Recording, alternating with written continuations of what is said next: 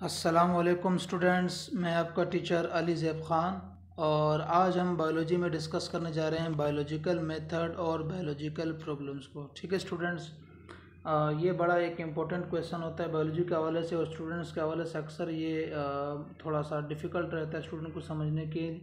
ठीक है, तो हम ज़रा देखते हैं कि क्या है। सबसे पहले तो मैं आपको ये बताता हूँ कि ये वीडियो में असल में इस पूरे टॉपिक को मैं 2 लेक्चर्स में दूंगा, एक पार्ट 1 और एक पार्ट 2 में। ठीक है, तो आज का जो आपका लेक्चर है ये असल में पार्ट 1 है।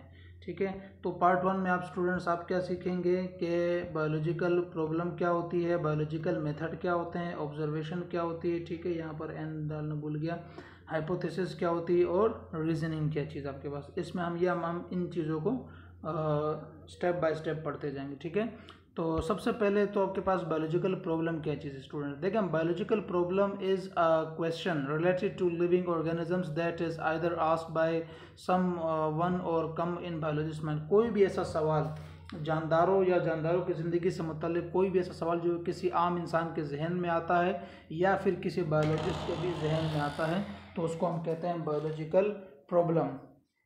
अब ये जो सवाल है ये इन्वायरमेंटल भी हो, इन्वायरमेंट से रिलेटेड भी हो सकता है या हेल्थ से रिलेटेड भी हो सकता है। इन्वायरमेंट से रिलेटेड से मुराद जैसे कि हमारा जो ग्लोबल वार्मिंग का के जो क्वेश्चंस माइंड में आते हैं, ये हमारे इन्वायरमेंट से रिलेटेड हैं या इन बिहेवियर से मुतल्लिक या सोसाइटी से मुतल्लिक। ठीक है, तो इस तरीके से कोई हेल्थ इशू आ रहा है, जैसे कि आजकल ये कोरोना का एक मसला चल रहा है काफ़ी टाइम से पूरी दुनिया में, पेंडेमिक है। ठीक है, तो ये एक हेल्थ इशू हमारे पास भी, हेल्थ इश्यूज भी एक तरह से इन्वायरमेंटल भी है ये देखा जाए तो अब सवाल आता है जहन में, कई कई कई तरह से लोगों के जहन में क्या है, ये कोरोना की वजह क्या है, ये असल में कहाँ से आ रहा है। कोई कह रहा है कि चमगादड़ खाने से आ रहा है, कोई कह रहा है कि किसी ने इसको लैब में बनाया है। इस तरीके से मतलब कई तरह के सवाल आते हैं। तो असल में अब कोरोना की वजह क्या है, ये एक बायोलॉजिकल प्रॉब्लम है। ठीक है स्टूडेंट्स, अब मिसाल के तौर पर मलेरिया की हम एक बता देते हैं। अब आपकी जो 9th क्लास की जो बुक है और फर्स्ट ईयर की जो बुक है, उसमें साइंसदानों ने इस बुक का जो राइटर है उन्होंने इस प्रॉब्लम को या बायोलॉजिकल मेथड को समझाने के लिए मिसाल दी है मलेरिया की, कि मलेरिया अब एक मसला था। देखें, जिस मलेरिया एक बीमारी आपको पता है, अब ये वैसे तो आजकल के हमारे लिए लोगों के लिए इतना बड़ा कोई मसला नहीं है, लेकिन आज से कुछ टाइम पहले तक तो ये जो मलेरिया है ये एक बहुत बड़ा मसला था, जिसको हम कहते हैं greatest killer disease of man for few centuries. एक अरसे तक इसने बहुत बड़े सतह पर लोगों की डेथ हुई है मलेरिया की वजह से। ठीक है, और पहले तो ये समझा जाता था कि जी ये मलेरिया जो है ये बैड एयर की वजह से होता है, यानी मलेरिया जो ये हवा, मलेरिया का मतलब ये बैड एयर, मला का मतलब है बैड और एरिया का मतलब होता है एयर। ठीक है, तो लेकिन बाद में जब रिसर्च की गई साइंटिफिक मेथड का यूज़ करके बायोलॉजी में, तो मलेरिया का जो मसला है ये हल हुआ कि मलेरिया की बीमारी होती किसकी वजह से। अब हमें पता है कि मलेरिया की बीमारी होती है फीमेल एनोफिलिस मॉस्किटो की वजह से, ना ये हवा की वजह से होती है और ना ये। लेकिन वैसे अगर देखा जाए तो फीमेल एनोफिलिस मॉस्किटो सिर्फ इसको कैरी कर रहा है, लेकिन असल में तो इसकी वजह कुछ और है। तो क्या वजह है, आइए ज़रा साइंटिफिक मेथड का इस्तेमाल करते हुए इस मसले को हल करने की कोशिश करते हैं। तो सबसे पहली बात है कि देखें, ये जो बायोलॉजिकल प्रॉब्लम जिसको भी हमने डिस्कस किया, इस बायोलॉजिकल प्रॉब्लम को सॉल्व करने के लिए साइंसदानों के पास जो तरीका होता है उसको हम कहते हैं बायोलॉजिकल मेथड। क्या कहते हैं स्टूडेंट्स, बायोलॉजिकल मेथड। ये वो तरीका होता है जिससे जो साइंसदान है वो बायोलॉजी से रिलेटेड जो क्वेश्चंस निकल आते हैं नए नए, उनको सॉल्व करते हैं, उनके ऊपर रिसर्च करते हैं। असल में ये रिसर्च का एक तरीका होता है। ठीक है, सो लेट्स स्टार्ट। अब सबसे पहला स्टेप बायोलॉजिकल मेथड का जो पहला स्टेप हमारे पास है वो है ऑब्जर्वेशन। ऑब्जर्वेशन क्या है, an observation is actually a collection of data. ये क्या है, बेसिकली एक कलेक्शन ऑफ डेटा है। इसमें हम अपने सेंसेस का और साइंटिफिक इक्विपमेंट का यूज़ करके हम क्या करते हैं, हम कलेक्ट करते हैं। ठीक है, अब ये जो हमारी ऑब्जर्वेशन है ये क्वालिटेटिव भी हो सकती है और क्वांटिटेटिव भी हो सकती है। ठीक है, क्या फ़र्क है क्वालिटेटिव और क्वांटिटेटिव में, देखें ये तो आपको पता है कि ऑब्जर्वेशन का मतलब होता है किसी चीज़ को ऑब्जर्व करना, उसका मुशाहिदा करना। ठीक है, उसको देखना, उसके ऊपर गौर व फिक्र करना। अब अगर क्वांटिटेटिव ऑब्जर्वेशन है, देखें मिसाल के तौर पर जिस चीज़ के ऊपर आप रिसर्च कर रहे हैं, जिसके ऊपर आप काम कर रहे हैं, अगर वो चीज़ गिनी जा सकती है, अगर वो चीज़ काउंट की जा सकती है या अगर उसको मापा जा सकता है, तो उसको हम कहेंगे क्वांटिटेटिव ऑब्जर्वेशन। ठीक है स्टूडेंट्स, और इसके लिए साइंटिस्ट क्या करते हैं, साइंटिफिक इक्विपमेंट्स यूज़ करते हैं, जो लैब में जो मुख्तलिफ किस्म के उनके पास औजार होते हैं या इक्विपमेंट्स होते हैं, ठीक है, उनका इस्तेमाल करते हुए वो क्या करते हैं, क्वांटिटेटिव ऑब्जर्वेशन करते हैं।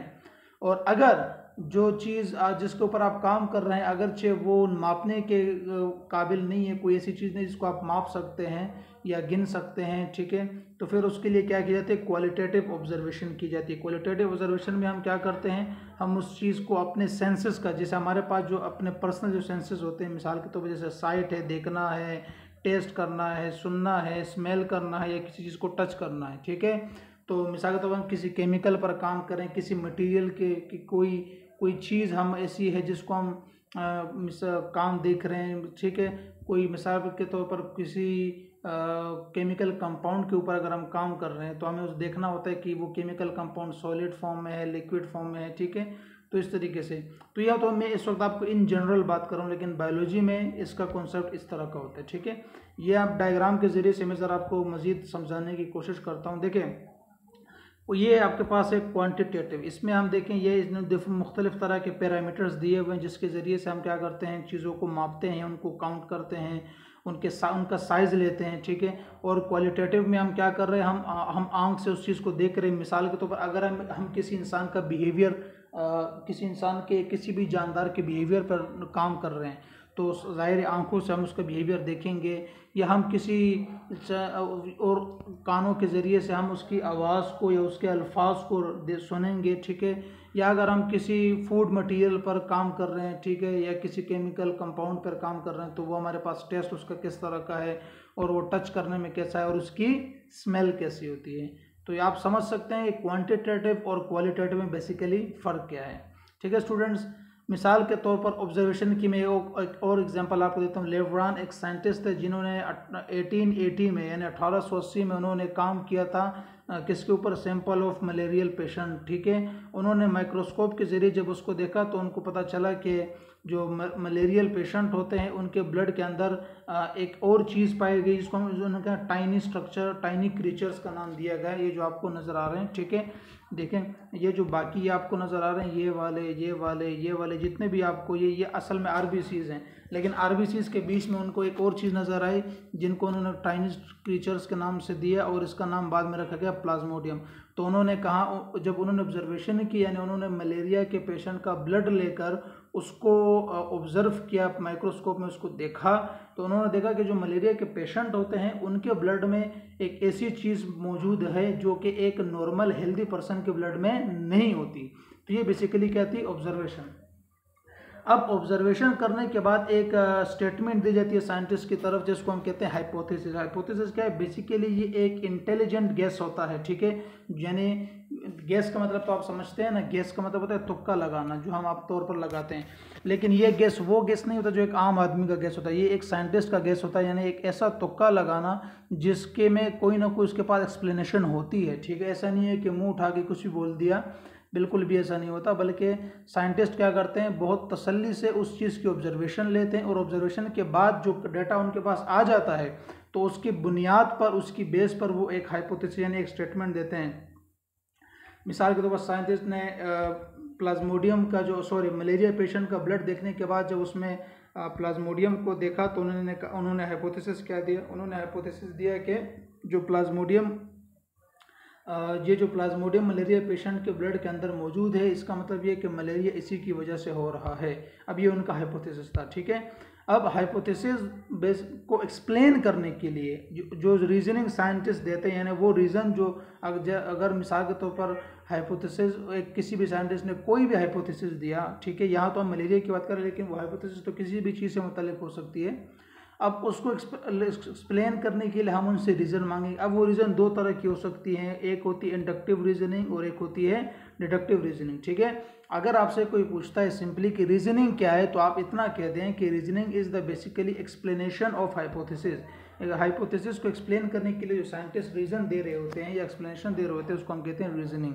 अब रीजनिंग जो इंडक्टिव रीजनिंग हमारे पास कौन सी है, जो कि स्पेसिफिक से जनरल की तरफ मूव करी। मिसाल के तौर पर अब एक साइंटिस्ट शार्क पे काम करे, उनको पता है कि शार्क एक फ़िश है, ठीक है, तो उनको ये भी पता है कि सारी के सारी फिशेस के पास स्केल होते हैं, तो उन्होंने कहा कि अगर सबके पास स्केल्स हैं इसका मतलब शार्क के पास भी स्केल्स मौजूद होंगे, ठीक है। तो उन्होंने सब बाकी सारे फिश को देखते हुए उन्होंने एक शार्क का भी उन्होंने अपनी तरफ से एक हाइपोथेसिस दे दिया। फिर डिडक्टिव में क्या होता है, डिडक्टिव में होता है move from general to specific. मिसाल के तौर पर उन साइंटिस्ट ने देखा कि प्लाज्मोडियम जो है वो मलेरिया पेशेंट के ब्लड में होता है, एक मलेरिया पेशेंट के ब्लड में उन्होंने देखा या 2-3 के ब्लड में देखा, तो अब उन्होंने कहा कि इसका मतलब ये है कि जितने भी मलेरिया के पेशेंट हैं अगर प्लाज्मोडियम मलेरिया की वजह से हो और अगर मलेरिया प्लाज्मोडियम की वजह से हो, इसका मतलब ये है कि सारे के सारे मलेरियल जो पेशेंट हैं उनकी ब्लड में प्लाज्मोडियम लाजमी होना चाहिए, ठीक है। तो ये उन्होंने अपनी हाइपोथेसिस को एक्सप्लेन करने के लिए मज़ीद एक्सप्लेनेशन दे दी, ठीक है स्टूडेंट्स। तो नेक्स्ट इसका जो पार्ट है वो इंशाल्लाह आपको नेक्स्ट लेक्चर में मिलेगा। जब तक के लिए अपना ख्याल रखिएगा। अल्लाह हाफिज़।